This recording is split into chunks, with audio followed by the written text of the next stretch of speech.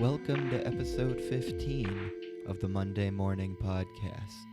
In a very special episode about anger, we talk about ground-pounding Energizer rage wrestling, Indiana Jones anger boxes, and Gabby and Harry resolve a 4-year-old rage match. Live.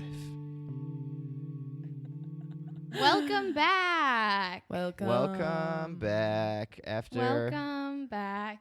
After a mere fortnight, we have a sort of 3-week, 7-week, 2-week, 8-week, 2-week cycle that we're sticking to. Yeah. So I think that's working pretty good. Yeah, no, we're right on schedule. It's because we're growing exponentially, and the weeks between our podcasts are as well. Our investors said this was a good move. So. Yeah. Logarithmic growth. Logging the rhythms. We're logging the rhythm. Yeah, we're logging the rhythm. And we're logging the rhythms of anger today. Huh? Anger. Nice. Anger. Anyone else eternally bitter and mad? Arg. Says, I don't know. Let us a know. Pirate. Oh, Pirates grief are pirate. Grief Arg. Arg. You're doubloons. Jack Sparrow. So who's angry today? Who's angry? I think all of us, but I'm Gabby, and I'm super pissed. Fuck you. Okay. And my mom died September 3rd, 2016. Wow, how did she die? That's coming Jesus. up. That's coming up. I know. We were just talking about this, Harry and I was like, it's basically September. Let's just round up. Like, it's March now, which makes no sense, but September never ends, as we have established. Truth to March, power. September. Anyway, I thought of a good one the other day while I was just honking down a big cigarette, and then I lost it. And that's kind of just how Mom died, just honking Beep, too many beep. down, and then she kind of just lost it. Which, and by it I mean her life. Life got So lost. she just, You took mine. That's what I was going to say today. Where There's is it? no way. You were gonna say that. That honk. was literally, I was going to say she smoked Are we herself to twins? death. Hi, Gabby. You Fuck have you. telepathic Hi, abilities. fuck you yeah, all. Fuck you, Fuck Gabs. you. Hi. Hi. All right, I'll go second. My name's Madison, and Hey. my mother is Gabby's mother. No way. Ooh. Yeah, September 3rd, 2016. For some reason, I always get nervous before I have to say the date, as if I won't be able to remember. I'm like September 6, 2013. I mean, No, for some reason I want to say 2017 versus 16. But anyways, yeah. And she died. Gabby fucking jacked my idea. I was going to say, on the topic of anger, I think the anger and resentment that our mommy held in her body is actually, the anger turned into cancer, and it just kind of, Anger. it tore her apart. interesting fact, anger is stored in the liver, Oh. which is why there's a lot of rageaholics out there. No Just wonder. side note. So yeah, the anger that was stored in her liver turned her into a reptile goddess, and is actually what ended up killing her. So Anunnaki mummy. Anunnaki mami. Exactly, we honor Rest her. in peace, Susie. Okay, that's it. Okay. Well, sorry to hear that. And fuck you. Bonjour. Okay, fuck you all. Fuck Harry. you. Fuck you very much. We're just gonna be super tense. We're gonna be super tense. We're our livers are just like the sun, just iron cores of heat. Yeah. And speaking of, that is how my daddy died on January 7, 20. Oh no, I don't forget. January 5th, 2017. my year. The year of the dad decompose. And he died because he had these little angrons in his cell, and then he got pneumonia rage, and they just sort of had this big fist fight with their little splashy pneumonia fists and like the hard cancer crab pincers, and they just fought a war until the rivers of his lungs were just bursting to the seams with little anger pellets. Nom, nom, nom, nom, nom, nom, nom, nom. Like hungry, angry, hangry hippo. Hangry hippos, yeah. Hangry hippos. I like that game. That's and actually, then he actually did die in a very aggressive way. He got like choked out, like RKO'd by his own lungs. Like Like that sleeper hold had a little bit too much sleep in it. Know what I mean, chili dogs? Because that chili dog, you're speaking our language here. Yeah, I mean, honestly, Daddy I got stays lost asleep. I got lost in the sauce for a second there, but I think I came out the other end with you. And that's why he had such a dramatic facial expression because of the tumultuous fight that was happening within his body. Exactly. Yeah. It was like a little Iliad in his lungs. Fists clenched. Yeah. I am so sorry. I'm so well. Jesus, fuck you for that. Fuck you, Harry. Yeah. And my apologies, my condolences. Yeah, my apologies. condolences and congratulations. I orchestrated that whole fight within his body. Yeah, my apologies. Well, you're the Dana White of killing my dad. UFC reference, pretty good. Joe Rogan. It really just went over my head. Okay, well, I'm trying to focus on our intro not being 17 hours. Okay, you know what? We made nailed it. it. 6 minutes. We nailed it. Okay, we're at 6 minutes. Okay, anger. Perfect. Anger. Let's dive in. Okay, let's take I'm a pissed. anonymous poll. Everyone close their eyes and on one say yes if you're angry. I'm gonna close Harry, my eyes. your eyes are open. Okay. Mine are closed. Your eyes are open if you know that. Okay. 3. Mine are so open. Wait. I'm sorry. Can you say the question again? Are you angry? And then I'm getting pissed off right now. And then you just say yes or no? Yeah, you say yes or no at 1, okay? Okay. All right, close your eyes. So no one knows. 3, 2, 1. Yes. Yeah. Okay, open them. Okay. Since it was anonymous, I don't know who should go first. All the podcast listeners better have closed their little peepers for that, because if you peeped us and we weren't even peeping, so don't peep me, Tom. You know what? what? My dad's name. No cheaters. I no peeped cheaters. that Maddie is living in a peaceful bliss somehow, and I really would like to unpack that because I'm pissed. What? I said yes, dude. Okay, let's. I know I didn't say no. Let's start off. Let's do a little soft serve. Okay, so my first experience. Actually, do you guys know what my first memory is? Were you there? We weren't homies yet, but my first memory. But I know what it is. What the fuck are you talking about? I know what it is, but I wasn't there, unfortunately. You weren't there. My first. Are you talking memory. about childhood? Like I don't know. Yeah. Oh. We're going back to the root of it, baby. That's why my root of it all. Oh, I'm ready to go back to the root too. My anger flower grew in the soil of an indomitable rage from before time. Well, first of all, this is pre-memory. My mother said that I wasn't born. She said, "You were ripped into the world screaming." Oh, she God. said that to me. Okay. And then my first memory is at Lunds and Byerly's, local Minnesota brand. Shout out. And I'm in, grocery carts. So it's a grocery store. Grocery carts, like, they have the little part in the front the kid can sit on, like, facing the wrong way. So I was like 12. No, I was like 2 or something, sitting in the cart, and I had my hands wrapped around the cart handle, and I was screaming bloody murder. I have like an observer's view of the memory, and I can see my face purple like the little Wonka guy, except I was tiny. I didn't get all big up. And I was screaming and smashing my face into the cart. Oh, wow. And I was like trying to grab mac and cheese and throw it on the floor and get cooked. I was just so... My dad could go to the grocery store in like 8 minutes because I was timing him. Oh, my God. Yeah. So you were really happy and content at a young age. I was like, I'm so chill! Yeah. That's Okay. my first... Head banging. Do you guys have a first grocery anger store. memory? I don't have one like that sticks out. No. I definitely was a very emotional child.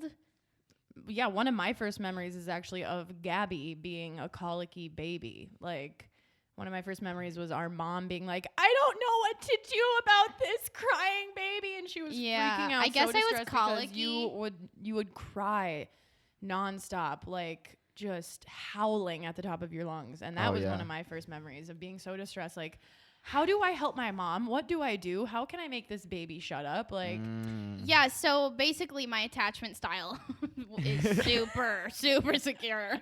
Rageful secure. Yeah, my mom was like, "Fuck this baby. What do I do with her?" And then I was just crying. So and I was already trying to step in as second caregiver. I was like, "How do I help my mother?" I was like 3. Yeah, no, I don't know. I wasn't like, I don't have a distinct memory like that, but I did like have temper tantrums, and I also was the youngest of 3, so it would be that thing where like Maddie and our brother would be like the older ones, and I'd be like upset by them, and then they'd be like, she's fake crying, and then I would be like, nah, like it was this whole thing. Wow, but that was a good impression. And I never had a good relationship with my dad, like from a young age, like timeouts, lectures from like when I was like 5 years old. So like foreshadowing. You're gonna lecture us. Never had a great relationship there, and there would be a lot of anger as a child in that relationship. But so yeah, I'm like super chill. So were you an angry little baby, Maddie, or were you I want to help mommy? Is that a big through line? I actually have like one of my most prized possessions from my mom. She made like baby books for each of my siblings and myself, and I mean, they only went on for like a couple of years. Like there were maybe like 10 passages total, but she would write about us and like our mannerisms and whatever. And no, she described me, and I've been described a lot as like a very content, happy baby. I feel like like you were I shy. I didn't cry a lot. I like smiled and giggled a lot, and I was like a really happy baby. You were and kind of like an introvert, like I was really coy and shy and kind of weird, you know, like I like to be alone. I didn't have a lot of friends. I also didn't, fun fact, grow hair until I was 2, so I looked like I had cancer. Yeah. But no, I was gonna say like relating to anger, you know, I was thinking about this all day as I was just meticulously preparing for this podcast. As I'm sure we all were, as we all do. Very professional. So many notes. So I have a lot. Let me just actually pick through my notes. Get my PowerPoint out. Yes, there we are. So yeah, as I was thinking about anger, like it's hard for me to objectively look at anger in myself because like I don't even know if I experience like a proper phase of anger after the death. Not that there's like a proper way to grieve or feel any of the feelings, but like, you know, as our loyal listeners know, shout out Philippines. Gabby and I come from a really dysfunctional home, and that like part of that was there was a lot of anger. Like there was a lot of anger expressed in the home, a lot of resentment and like rage, and it was really unpredictable, and for me it was really scary. Like I didn't like it at all, and I was very afraid of the anger that was being expressed. So I think like I internalized that a lot. And so like when I feel anger throughout the years, I mean I'm getting better at this, but I think I really would try like to suppress my anger. Like if I felt angry, it was like, oh no, like this is a bad feeling, like this is bad, this is negative. Oh like, yeah don't feel it, just like figure out how to work through it without actually working through it, you know, just like kind of put it away, you know. And you know, now I recognize anger as like it's a healthy feeling. Like as long as you're not letting it fucking rip you apart, like it's a good thing to feel anger. It's like it's healthy, it's natural, whatever. But I was in this mindset after my mom died of like, you know, and it was kind of like this fucking pompous perspective of like, I'm not an angry person, but like I'm really not. But like that was kind of reinforced in me, like in this like kind of distorted way of like, I'm not angry, but it's like, no, I'm just like not really letting myself feel angry. So it's kind of hard for me to look back on that time in an objective view, like I said, because I think I was just kind of trying to push anger away. But I will say, I remember the first time I wasn't really angry. Like I think I can say certainly I wasn't really angry after mom died, but when I was angry was when she was sick, because we had the privilege of, you know, watching her die for like a year. And that was when front row seats, baby. Right behind home plate. God. Oh yeah, to the chemotherapy show. Ugh, it was a battle royale, but we all know who won in the end.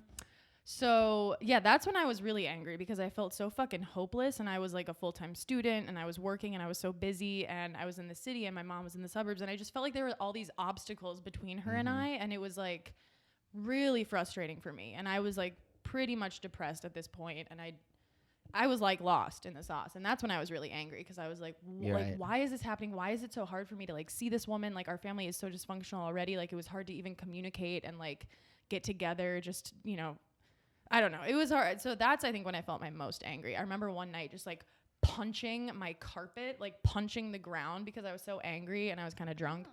And like I didn't know what to do because I wanted to see my mom that weekend, but like I couldn't. It wasn't working out, and like I didn't have any support, and I didn't know what the fuck to do. So I was just like, punching. Oh, I didn't know that exclusive podcast story. Yeah, hot take. I don't think anyone knows that. I know. I think I was really angry, like thinking about like I've definitely have different phases of my anger, and because anger is sort of difficult because the way some people talk about it as like a secondary emotion, like you feel something else, like sadness, and you're angry. Right. And I'm like, there's something to that, but there's also just a pure rage that comes with something cosmically, you know, horrible. But and anger is like when you have it, you need to put something on it, and I think it's sort of hard to tell whether there's something you're angry at or you just have anger and you need to place it on something. So I placed it on myself, definitely first. 'Cause the first times that I really was struggling with the idea of my dad dying, getting angry, was when I left for college, because he was in this sort of perpetual dying, but he hadn't had like the bone-breaking cancer stuff yet.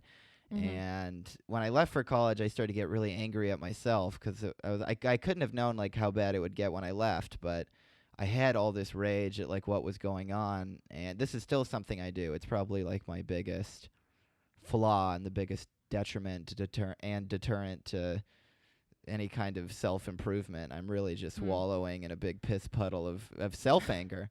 So I would, you know, there'd be this, because sometimes you're in an impossible situation, right? And the impossible situation is like trying to pursue your life and then trying to just soak up the, you know, all the time you have with this one person. So, it's always just been easier for me to put my anger on myself, especially when you have no context for it. And like me, I was an angry baby. So I'm like, okay, what's the common theme throughout my whole life, which is me. So when my dad was dying and I wasn't there and he didn't want me to come home, he wanted me to, it's not like he was like, you fucking suck, don't come home. But he wanted me just to live my life and go to the school I got into. And the easiest thing, which is always the easiest thing to be angry at, is yourself, because if you're someone who's really insecure attachment style and you're worried about scaring other people, just no. Can't relate. No, shut down. Then you're gonna put it on yourself, and that's what I did, because that was a way of like, you know, I could destroy something, which you want to do when you're angry, but it could keep it like contained. So that was definitely my first stage of anger. Is there's something definite to be angry at, and it's me. And that was a mechanism I used, because then it's like this, all the onus is on me to fix myself and fix these things, and I don't have to face an impossible problem. I have to face a soluble problem, which is my insoluble shittiness. I see. Yeah. Okay, yeah. That's interesting. I don't know. Damn. I feel like anger is so like, it's confusing, because I feel like it's, or like, I don't know if this is common, but I definitely associate it with like, I guess some type of like aggression or like violence, which I know is not. Fuck you, I agree. Which is like, I've heard it like broken down as like resentment or like injustice. Like you kind of touched on that, like they like break anger down into like, if you're angry, really what you're feeling is like injustice or resentment or like one of these things. I don't know. Yeah. But I don't know. It's like, it's weird because I don't think I'm like an angry person, but I definitely felt like I don't know. It was something buried deep. Like with the most of my emotions, I'm like such a good suppressor. So it's like I don't even really know what's happening until it's like right in my face, and I'm like, oh, that's been there the whole time. You are Pandora's box. Yeah, it's really amazing what I can do. But basically, I think like my anger phase was definitely more towards my dad, backshadowing to my childhood. But like, since I've touched on this a million times in the podcast, but since that shit show ensued immediately after our mom died, our dad's an alcoholic. I was living with him, for any grief babies who haven't heard that. But since that happened right after, like, it was just so much at once that like I felt a lot of anger towards like how he was making things harder for me. Like, I was like, fuck you. Like, you're making this worse. And like, obviously anyone who's dealt with an addict knows how frustrating that is. Like, someone who doesn't want to get themselves help or doesn't want to change, and like, you can't really control them. So like, it was a total like lack of control, and like you said, Maddie, like lack of support in that moment, and like just complete like frustration. And then I think like after I kind of separated from my dad more and the death was further and further away, I realized that I kind of had adopted like a very strong like victim mentality towards my trauma, where I only like unlocked this little achievement in the last like year or two, because achievement? Well, just a little video game. Little video game medal. Achievement unlocked. Oh. But it was an achievement in my healing. So yeah, because as you know, I have to unlock these suppressed things. There's 500 keys, and I got to dig them out. But like some kind of ancient, one by one, ancient like Incan puzzle that Indiana Jones is supposed to open, but it's been closed for 600 years. It's a lot. Gotta roll the ball around into the shape of a key and then jiggle it just so. My key ring has 1 million rusty keys on it. You are the janitor. Yeah, you're the janitor. I am. The Indiana Jones janitor. Is this for Dad or the boiler room? But the gym. Fuck. The victim mentality, I kind of realized that a lot of my anger later was going towards like the cards I was dealt, like that kind of energy where I was like, like I'm so mad that I had to deal with all of this, and I'm so mad that I had to go through this, and like everyone else seems so at peace, like little 18-year-olds, 19-year-olds just walking around like having fun, and I'm like just this huge trauma welt of like and we were raised by two professional bluffers. They were just such bullshitters.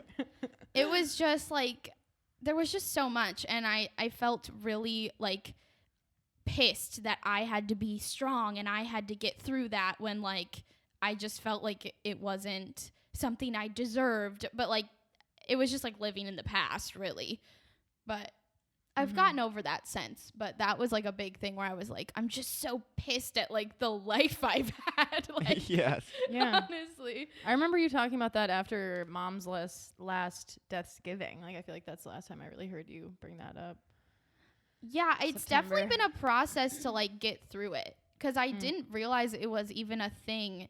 But it also goes hand in hand with like my depression too. Like, it's so easy to just go down there and be like, I'm so pissed at the world, like raising my fist, like, why was I dealt these cards? Yeah. But like, there's really no point in doing that.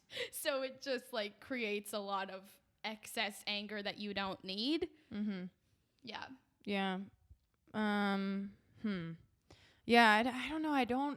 I go through like just fleeting moments of like kind of a little victim mentality of like, it's not even like why did this have to happen, but like it's just kind of, it takes shape in like I wish she was here to like, I wish I could share these things with her. Like, I wish she could see me now, and that's, yeah, I guess that's not really a victim, but it's kind of, it's on par. It's kind of like, why is she gone to not see these things, but I think, this another area where I felt anger post-mortem was with people that were close to me that hadn't experienced anything even close to a parent dying, and like the whole fucking issue of like no one understands, like that would make me angry of like, yeah, definitely. Why can't you, like, you don't fucking get it. Like, I'm struggling. I am in despair right now. And like, you don't know what the fuck to say to me. Like, why is this? Like, we're so angsty. You don't get it, Mom. Like, oh wait, she's like, dead. You don't get it about Mom. Yeah.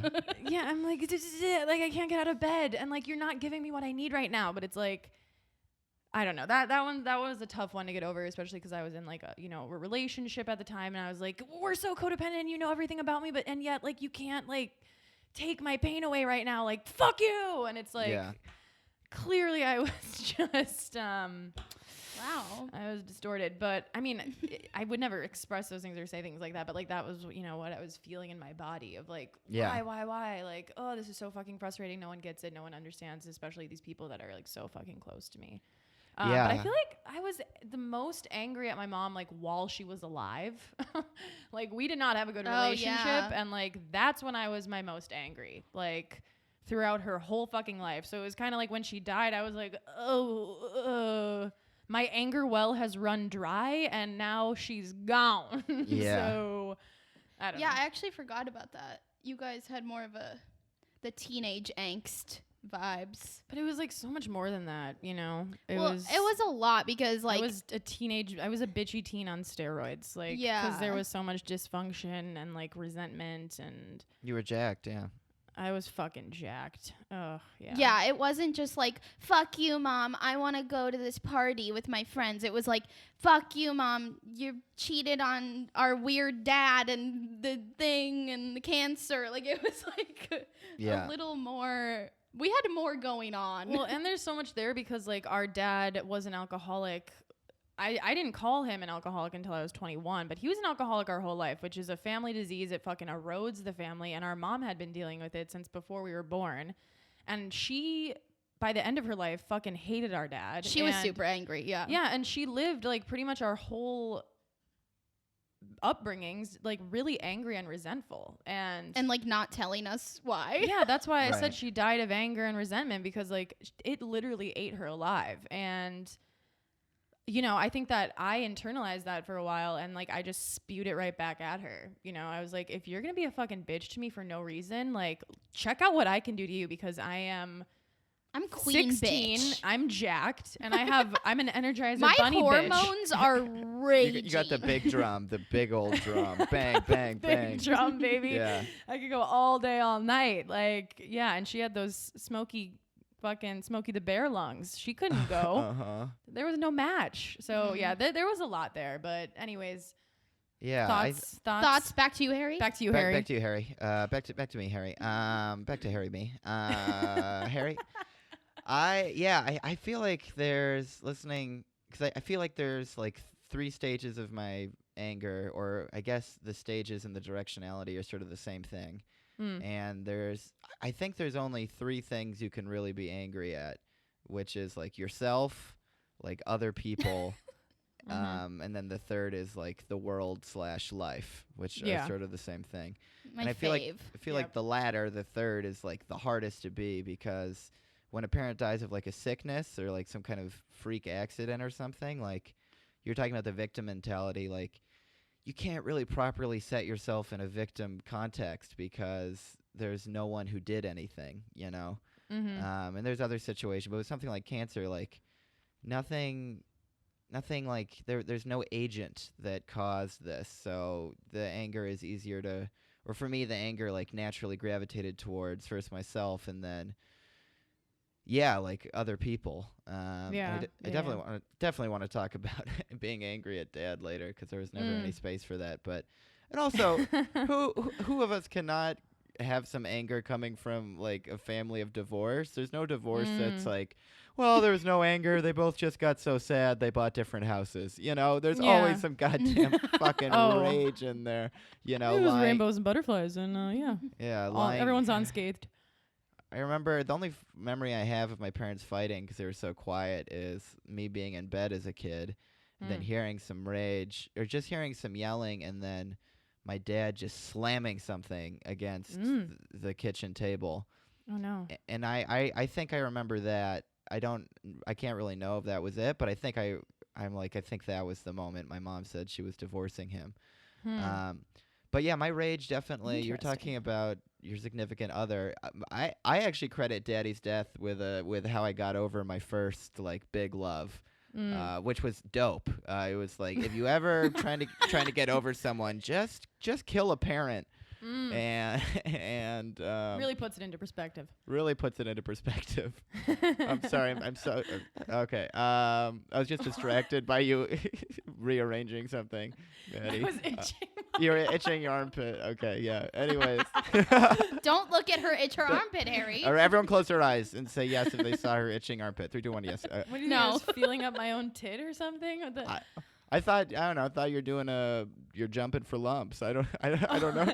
I'm actually checking my breast for lumps right now. Yeah, you know what? We'll do a little examination after this. Well, we all do check. Keep going, Harry. But I was like the angriest moment I had after my dad died, and it was probably because what I did when he died is I posted on Facebook like right away. like, dude, I've been writing this thing in drafts for 10 years, man. That's where my fucking literary skills come from. But I posted something right away. Yeah. Oh, fucking 6 caliber Magnum, Opus the comic.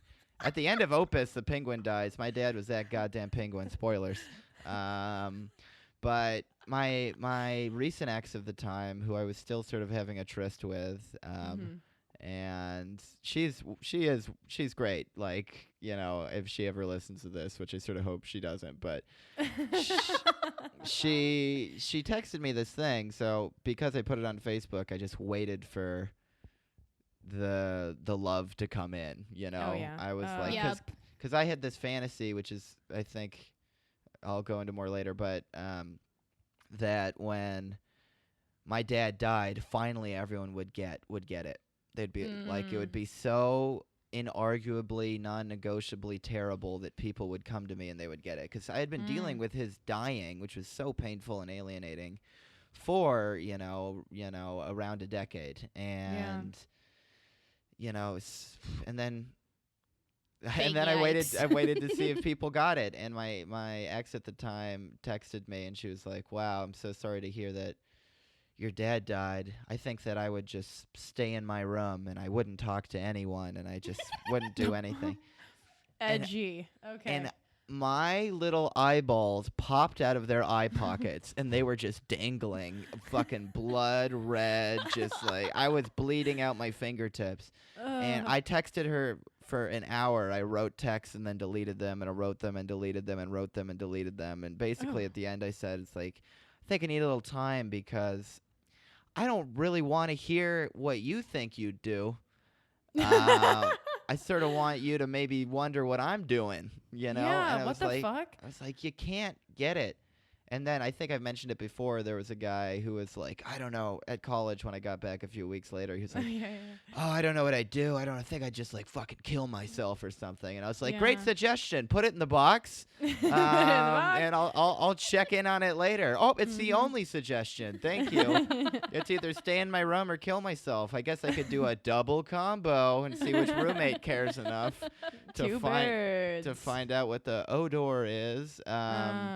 But I think that's when the anger at myself finally burst and turned into anger at other people, because even though it wasn't their fault, like, it is human beings who will alienate you. And you know, it is their not knowing. And again, it's sort of like a cosmic injustice because they don't know just because that's not how their life worked out. But when people didn't come to me like I so hoped they would, like in a probably fantastical, impossible way, like cherry blossoms and candy and sweet kisses on the forehead, like a harem of emotional lovers, you know? You were just waiting for your brain was waiting to just be flooded in dopamine, I wanted to be Alexander the Great Sad, and I wanted to be adorned with laurels of forgiveness and acceptance. But it didn't happen. And then I started... Spoiler. But then this is when the first time in my life I started to hate. I really hated people for not getting it. Like, I was so... And then there was some, like, moments of relief where, like, you know, that semester, I think 5 people at my college died, which is crazy for a 1,400 person school. And so I got to feel some like comfort in that. Like someone burned to death.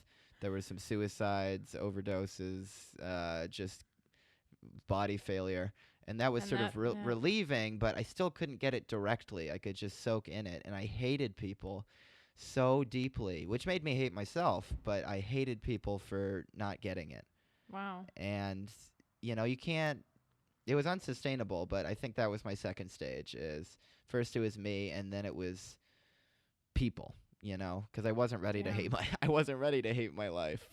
Yeah. Damn, that's dark. I just like went right to that one. I was like, I hate that, and then I just hate I hate the big man upstairs, the old man, and then the big man, God. Oh yeah. That's who you're referring to. Who I don't even believe in, but I was like, I hate you, bro. Yeah. It's probably a man up in fucking heaven. Yeah, with this life I've been given, it's gotta be the patriarchy. It's because the other men God didn't teach him how to be emotionally articulate, so his God dad like didn't raise him right, and now he doesn't know how to feel for us. That's how that's how God works. Oh, that's how God works, and that's in the Bible, for sure.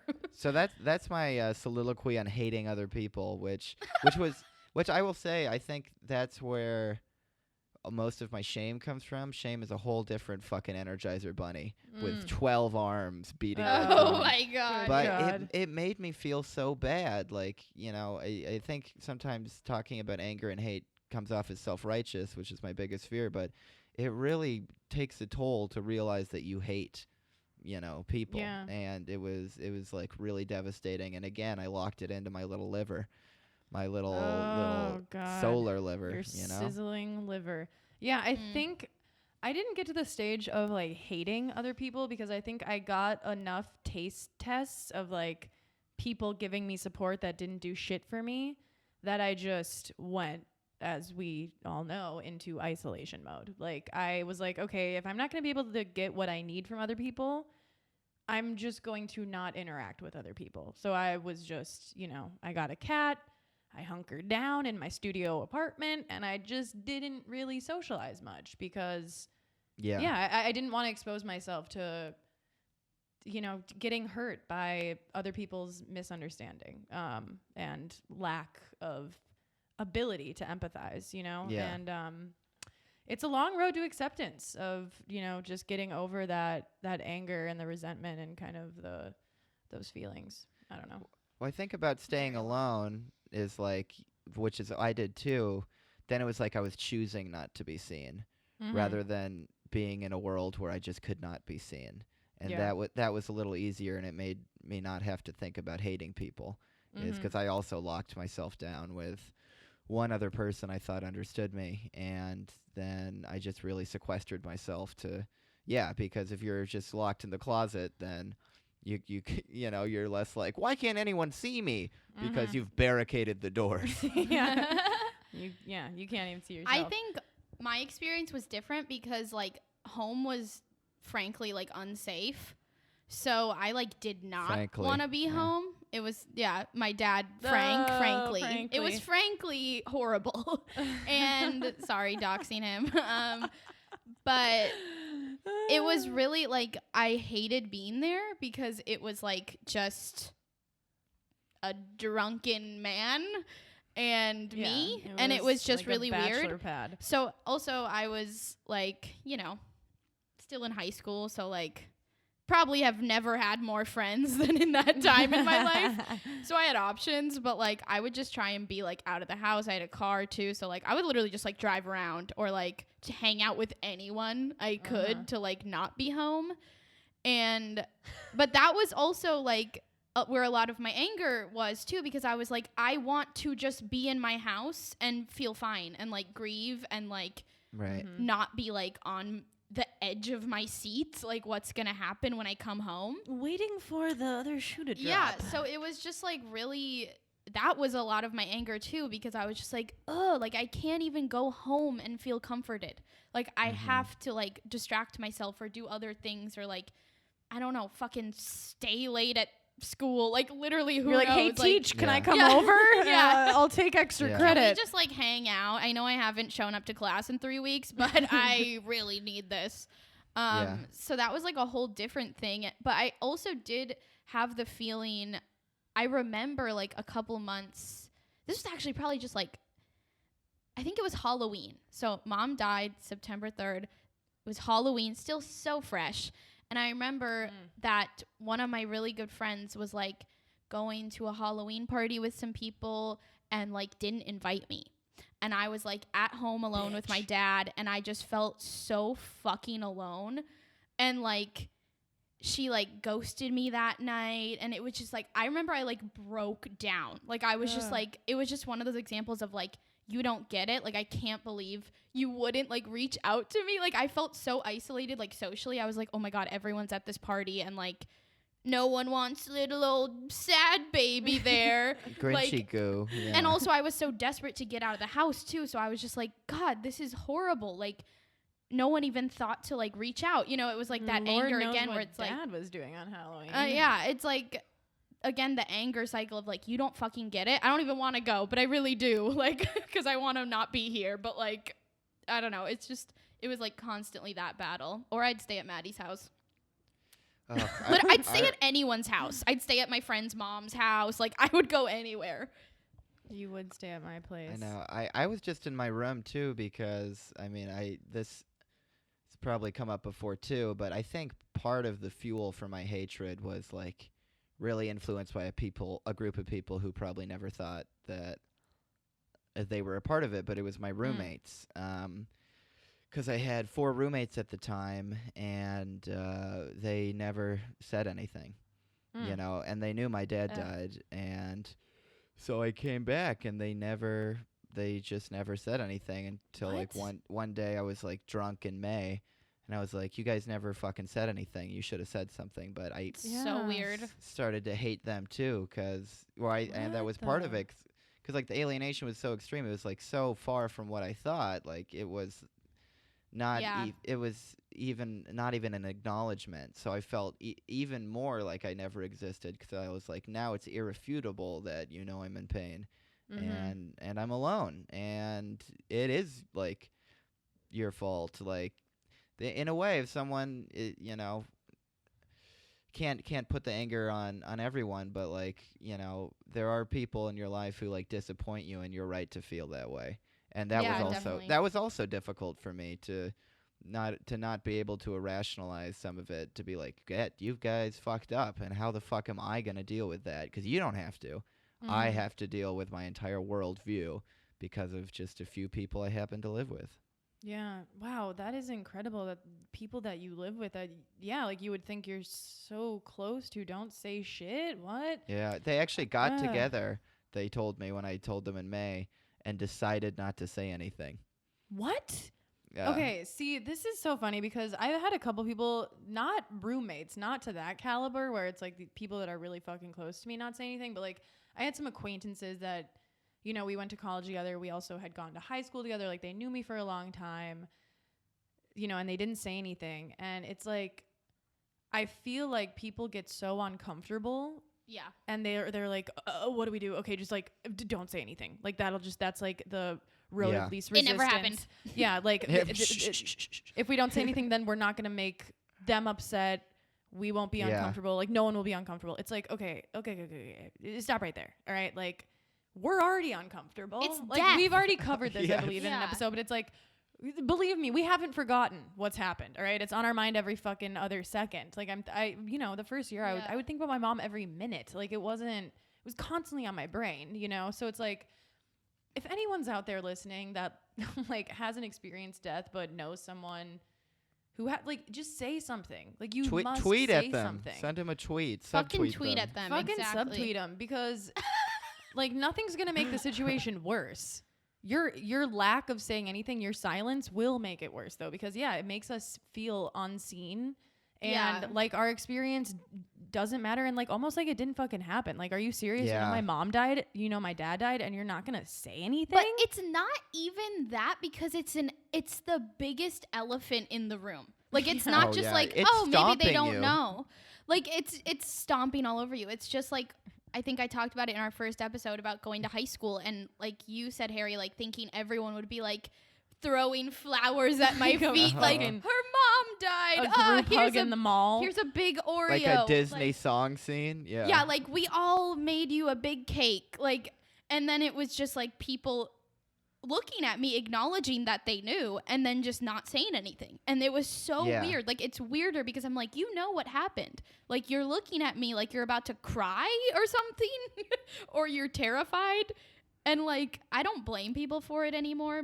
No. But like, it is just the weirdest thing because it's like, oh my God, like somehow I feel even more alone, even though everyone knows.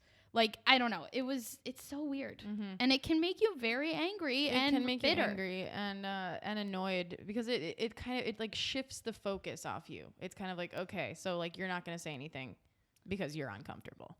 Yeah. And now I feel bad that my fucking mom died and you're uncomfortable about it. Like, I don't know. That's how I would feel. It's like, okay, Definitely. I'm sorry my mom died and now you're uncomfortable about it. Like, yeah. I think that's also another thing. Like, even though I've gotten through most of my big old anger bubbles, I think like the main one is like still that like simmering bitterness. Like, I don't know if that's going to go away. Just because some bay leaf. It's not like it doesn't like invade. Yeah, big bay leaf in my okra stew. But it doesn't like invade my life too much. But like we've expressed it on like holidays and like shit like that. Like it still is there. Like just like a little slow burn of like, like just. Yeah. You know that noise. Thing. It's just like, it's fine. It's like kind of that like Joker vibe where it's like, it's okay. Like, but you're like, I'm hurting you in my head.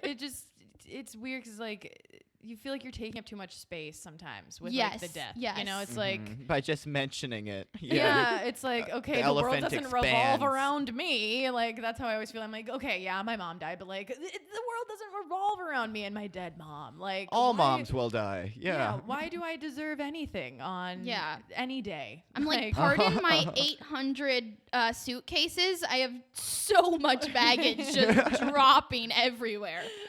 Over I need 50 pounds. my own plane. I'm just Yeah, checking plane, luggage, checking. I'm paying the extra fees, baby. They're heavy. Okay, like there's an elephant in the room. Horton hears a who? Not dad. Not dad anymore. No. Does Enough not hear baggage to sink the Titanic. But that actually is something we were talking about the other day, Maddie. I think I talked about it with you too, Harry. We talk. We all talk. Okay. Yeah. Don't talk without me. Yeah. But it was on our mom's birthday, which was recently, and it was a thing where like we both were like, we downplay the trauma and the grief still to this day, where it's like taking up space, how it's like, it's just her birthday, like whatever, like who cares. But then it's like if something happens or it's weird or people don't acknowledge it, and it's like, who cares, it doesn't even matter. And then it's like, no, it does, because our mom died. Our mom actually passed away before our eyes, and that's really hard, and it's never gonna go away. And like it's really hard, even almost 5 years out, to be like, no, it's still a big deal. Like, I don't know, it's hard for me to like take that grief space. I usually need an outsider perspective. Like one of my friends texted me and she was like, dude, like you went through an extremely traumatic event. Like it's okay to feel however you want to feel, even if it has been. And I was like, 4+ years. You're I know. I was like, my mind's blown, dude. You're Dad. right. It was traumatic. Holy shit! You mean when she got toasted? Whoa. Whoa, man. Oh my god! Like when her eyes were yellow No, and it her was skin chill. was green. No, it was fine. Yeah. Well, I So feel like over it. that because I've been thinking a lot about like psychology or like our minds and stuff as totally crazy. But as sort of like I'm in this like internal family systems therapy, which is just like you have all these like little voices in your head that compete to take care of you. Right. Oh, Just I've like- heard of that. Just like your parents do or don't. The manager, is that one, right? But you get one when someone dies, and it's based on. Can I talk to your mind's manager, please? Yeah. Can I talk to your Yeah, manager? Karen head. But you get like part of that voice is what other people have like taught you to believe, and I feel like a lot of that minimizing wouldn't happen if you could live in a world where you were like affirmed as much as you needed to be affirmed. Because I do the same thing. I'm like on a birthday or anniversary, I'm like, oh, it's not that big of a deal. It's not that big of a deal. Like it's sort of a big deal. Like it's sort of sad, but not really. Because I'm trying to meet halfway through like the love and like attention and just weeping, weeping and beating of the chest and ripping of the clothes that I want to see and what I'm going to get. So I'm trying to move myself from where I actually am to this happy little middle where I'll be content with what I get. And you wouldn't do that. You really wouldn't do that if like there was some way, and who knows if it's possible. Probably to be like that movie Midsummer. Watch Midsummer for the end scene if you haven't, just to get that really sick reference.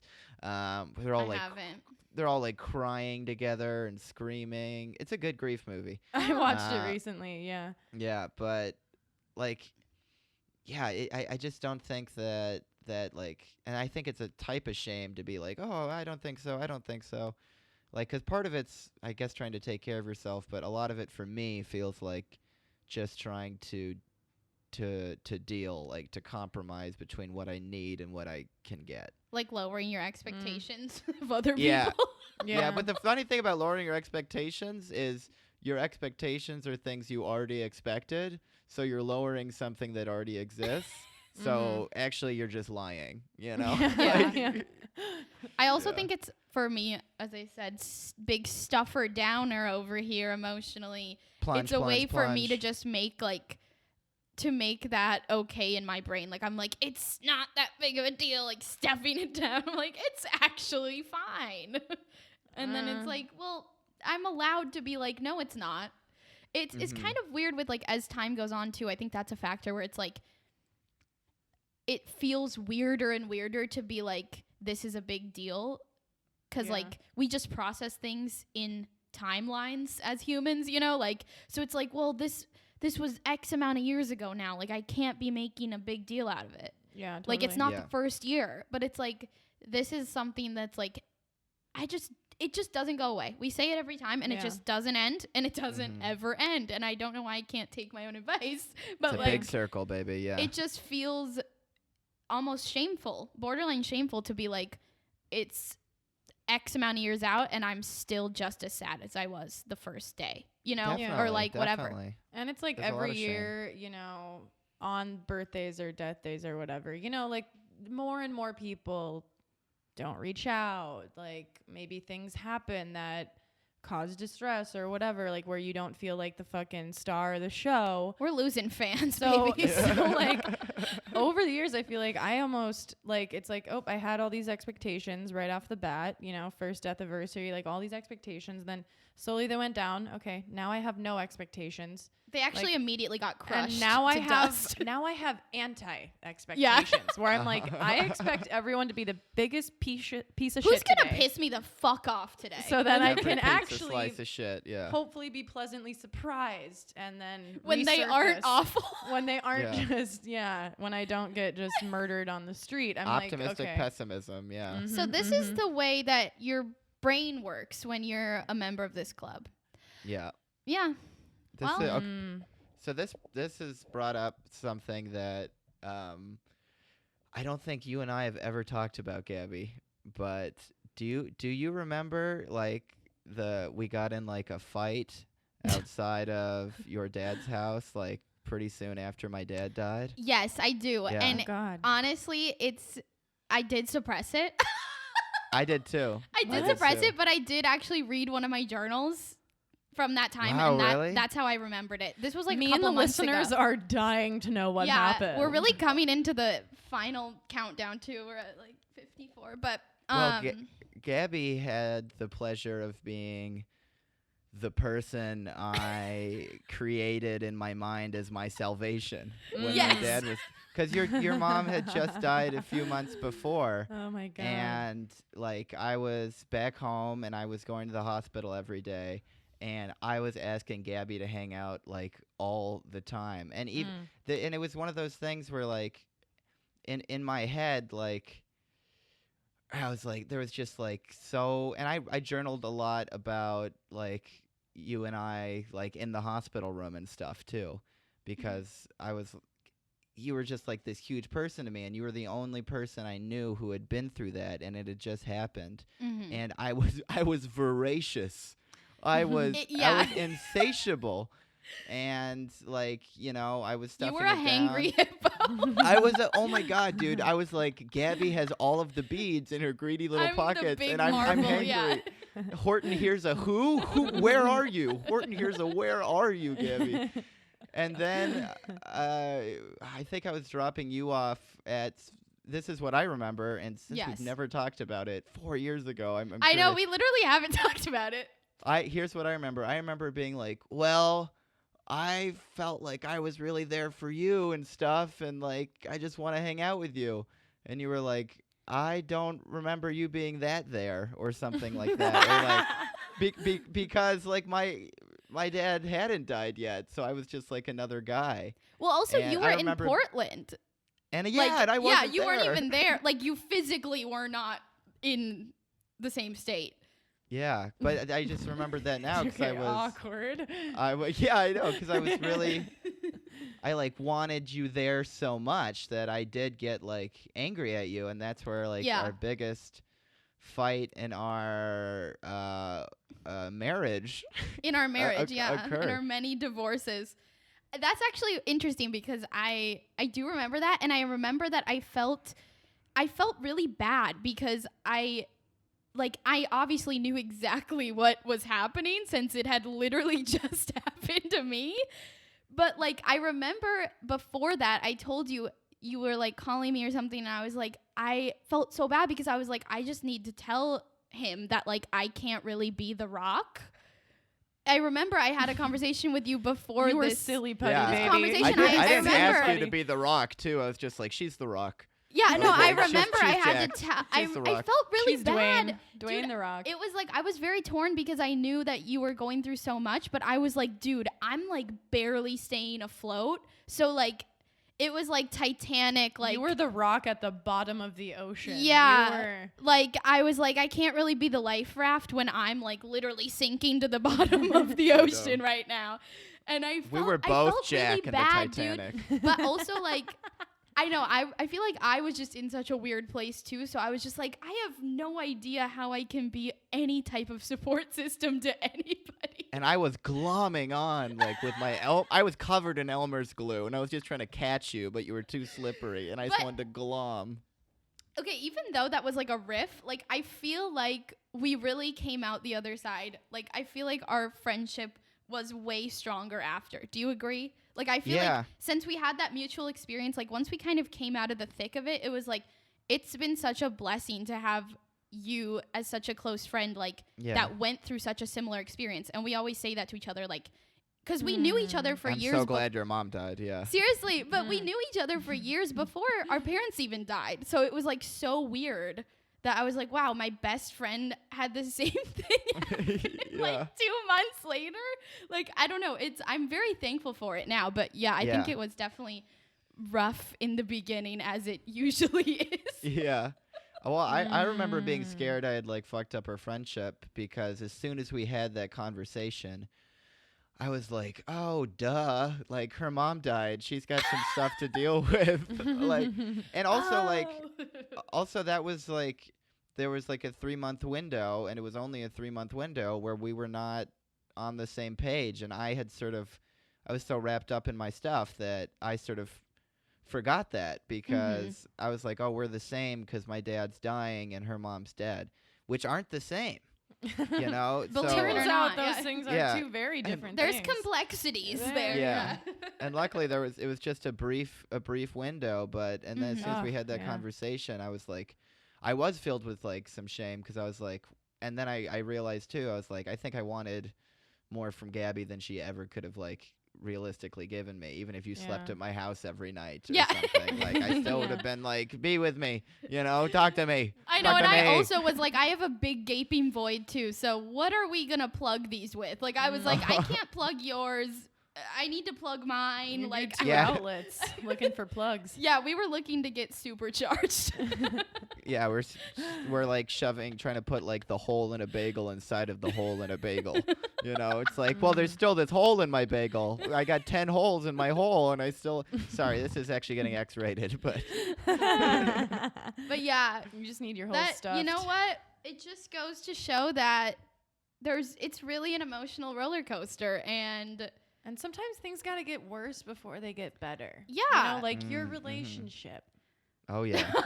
I mean, I tested. It was tested. And then you grew definitely. from the adversity and from the issues, and it was beautiful. And that's what I think happens after maybe you have a run-in with anger or really any feeling that kind of goes along with grief. It's like you got to feel it and you got to let it happen, and it's going to be really dark. But once you get through to the other end, like there's going to be a newfound sense of like levity perhaps, or you're going to be stronger. I thought you were going to say anger.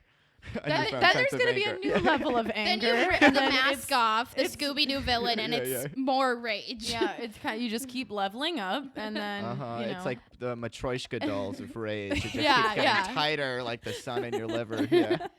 Okay, but I do think that brings, to have a little positive ending, I guess. I do think that brings up a point where it's like immediately after, if you are feeling this anger or like all these. So they're very intense emotions. Like it goes for any relationship you have. I think that it's going through a huge change. Like you are going through a huge life shift, and like everything frankly is changing. Like your perspective, your emotion, like just your everything. Relationships, your like physical living space, like anything under the sun is changing. Yeah. So it's like your partners or your friends or whatever, like whether they're going through it or not, family members, like you have to adjust that relationship, and like it's gonna be weird probably at first, but like eventually it kind of just straightens out. I feel like, and you adapt to like, okay, this is our new kind of vibe. Like you really become a different person. Like I feel like I became a very different person. Totally. But it took a minute to like shed the skin of like my ignorant ass I bitch. molted. Yeah, I molted hard. Yeah. Good God. Yeah. But yeah. Well, I agree. I mean, I feel like it's just sort of like we talked about in the last episode, but there is some kind of pride I have in my anger, and in the third stage 3, pre-metastasis of joy, but like being angry at the world, like is sort of, I don't know, if you can deal with it and feel it, then I think for me that's like getting to the core of the thing, where it's like this injustice happened and it's no one's fault, which is terrifying. But if you can like but then you realize that's the world you've been living in all along, where these kind of things happen. Like, like where there's war and plague sighting now, and people are just ripped out of the world, just like you were ripped into the world screaming. And if you can like accept that that's the world, and it's still full of like these things that you love, like and it's the anger you feel at other people is because they've had a better shake of the dice in this world. Like sometimes that sense of anger like is, I don't know, it's freeing to just be like, wow, the world's a little fucked. Like it's like, I don't know, it's like a punk rock mantra. It's like, this is fucked, so I'm gonna fuck it up. I'm gonna exactly. I'm just gonna have to do better, and I'm gonna headbang. Yeah, I'm gonna make a sick goddamn fucking podcast and resolve all my friendship issues with Gabby live.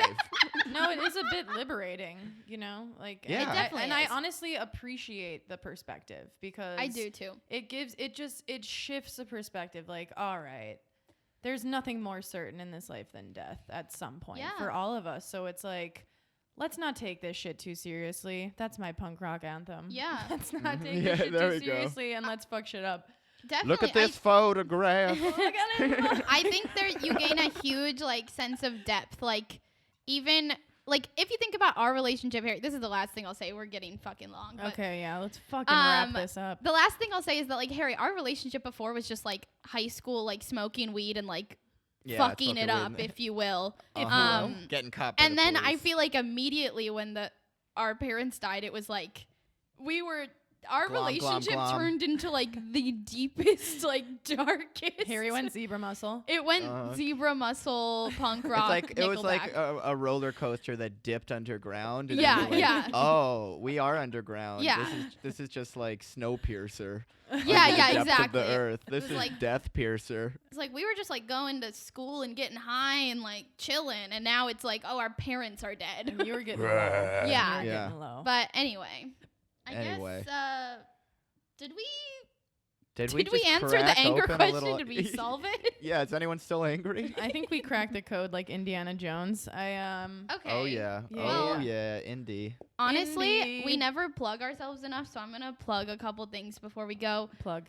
Please rate us on Apple Podcasts. Rate us. I mean, obviously, if you're giving us 5. Ideally 5 stars, but hey, we'll take critiques. You know, leave a comment. Say you love us. Say you're angry at us. Say you love us Please so say much. You love us. Follow us on Spotify podcast if you use that. Please. Because it just helps a lot, and I hate to be a bitch. It's like, it would really help us like and subscribe, but like, it kind of would. So yeah, it would mean a lot to I us. will beg on my hands and knees for that. Mm-hmm. Follow us on Instagram, deadparentsclub.rip. And also, we just renewed our. I didn't tell you guys about this, but we just renewed our Wix. Website. I'm gonna start writing again on the deadparentsclub.rip, putting up my little griefy of the day posts. Nice. And then keep your eyes peeled for a huge Reddit and TikTok presence. Dude, I'm gonna make a fire tink tonk, and I don't know if Dead Parents Club is taken. It's probably deadparentsclub.rip. So we'll probably going to be deadparentsclub.rip. TikTok, yeah. For all of our TikTok babies. So premature, but follow us later when we have one, and stay angry. Oh my God! If you're angry, you're right. You crazy bitch! You're so right. You we crazy love you. bitch! We love you. Bitches, we love you. Bye. Love you. Have bye, a good bye, bye, tink tonk. 5 out of 5. Think about it. Look at this tinky clap. Look at this tinky bell. Look at this tinky clap. Look at this clap. Let's clap. Look at this tinky clap. Look at this tinky bell. Look at this tinky tonk. Look at this tinky bell. That was pretty fire. I hit that mouthitis.